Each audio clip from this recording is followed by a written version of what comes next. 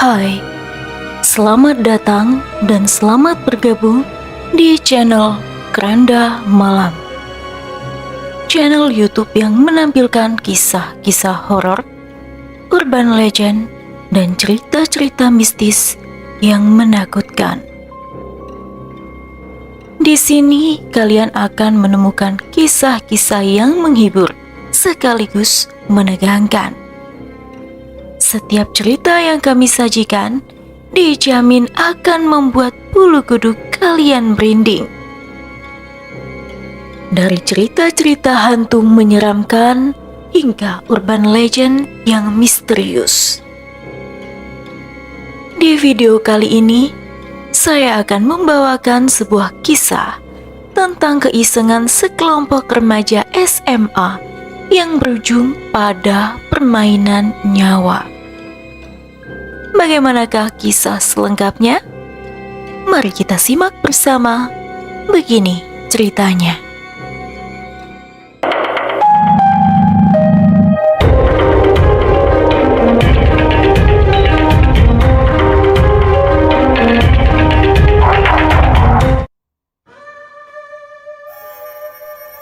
Suasana senja menggantikan siang yang cerah di SMA Nusantara.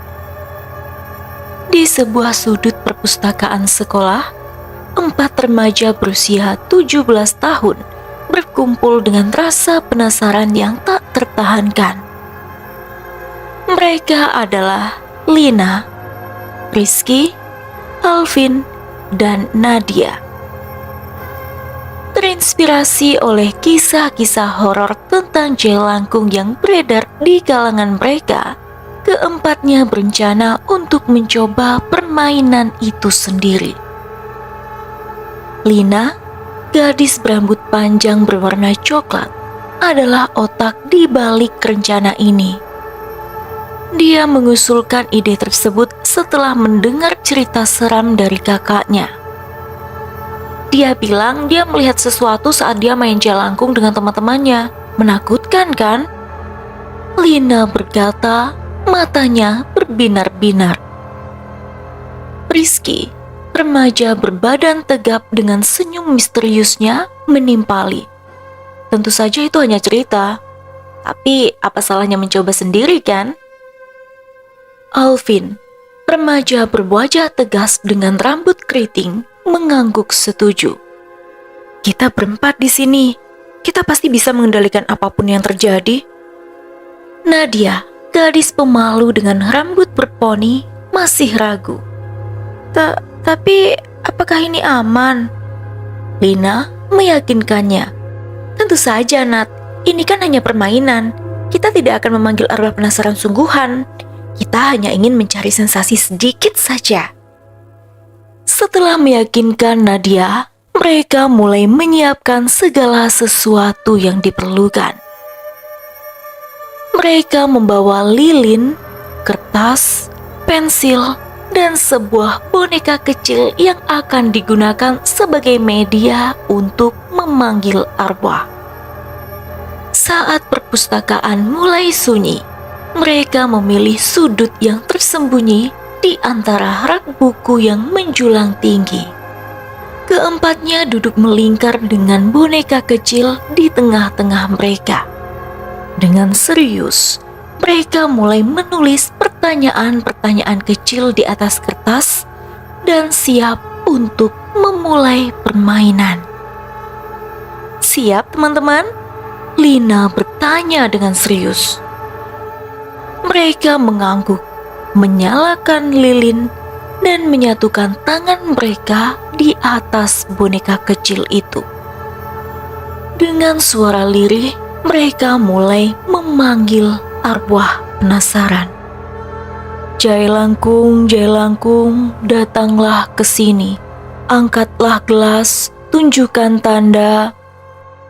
Namun, sebelum mereka bisa melanjutkan rapalan mantra tersebut, suara derap langkah kaki tiba-tiba terdengar di lorong perpustakaan yang sunyi. Hentikan!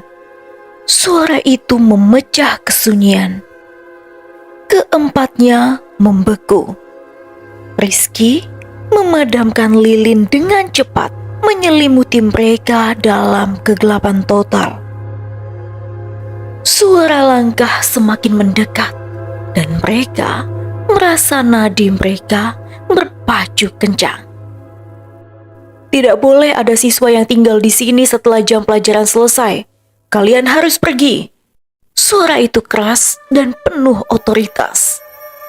Mereka segera mengenali suara itu sebagai Pak Agus, penjaga sekolah yang tegas. Dalam kepanikan, Lina bersuara, "Kami akan segera pergi, Pak. Maafkan kami ya." Tanpa menunggu jawaban, mereka segera berlari keluar dari perpustakaan, meninggalkan permainan mereka yang terputus di tengah jalan. Setelah mereka keluar dari perpustakaan, mereka berhenti sejenak untuk menarik nafas dalam-dalam. Keempatnya saling menatap satu sama lain dengan perasaan gugup dan setengah lega. "Tidak apa-apa, kita hampir saja ketahuan." Rizky mencoba menenangkan mereka. Alvin menimpali, "Tapi apakah kalian mendengar suara itu? Sepertinya seseorang sedang mengikuti kita." Saat itu, samar-samar terdengar derap langkah kaki yang mengikuti keempatnya. Namun, saat mereka menoleh ke belakang, tak ada siapapun. Nadia menanggapi dengan suara gemetar, Mungkin itu hanya suara langkah kita sendiri." Namun, ketegangan mereka tak kunjung hilang. Mereka merasa seolah-olah ada sesuatu yang mengintai di kegelapan sekitar mereka. "Baiklah, mari kita pulang saja," Lina mengusulkan. "Permainan ini sebaiknya kita lanjutkan lain waktu di tempat yang lebih aman." Mereka setuju, dan dengan hati-hati mereka berjalan pulang menuju rumah masing-masing, memikirkan pengalaman yang baru saja mereka alami.